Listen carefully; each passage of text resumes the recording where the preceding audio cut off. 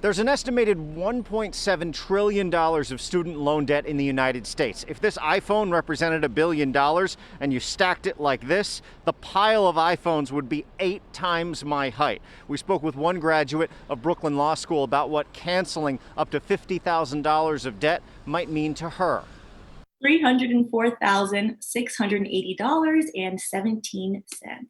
That's how much student debt attorney Stephanie Nicholas owed, including interest, after she graduated from Brooklyn Law School. She's worked hard for the last 5 years and still owes around $240,000. $34,000 paid off. Nicholas uses her YouTube and Instagram channels dubbed Wine and Chill to share tips and chart her debt paydown progress with gold stars. But although she keeps things light online, Nicholas never forgets there are real-world consequences to all this debt. Personally, I do not want to get married and have kids while I have student loans. My boyfriend is very aware of this. Now a group of federal lawmakers are pointing to those types of decisions, which hurt not just individuals but the overall economy, as a reason for bold action. College should be a ladder up.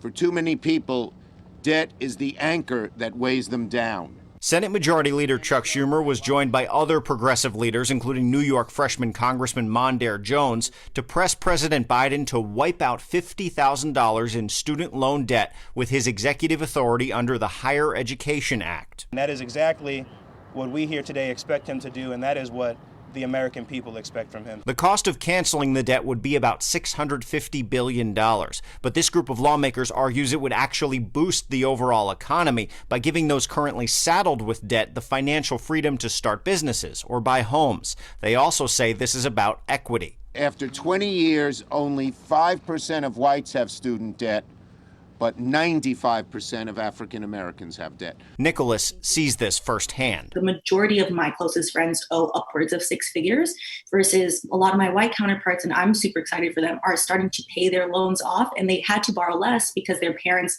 were able to subsidize their education. This pressure being put on President Biden by members of his own party definitely highlights a rift among the Democrats. The White House today said that President Biden favored canceling $10,000 in student debt and doing that through legislation, not by executive order. In Brooklyn, Henry Rossoff, Pix 11 News.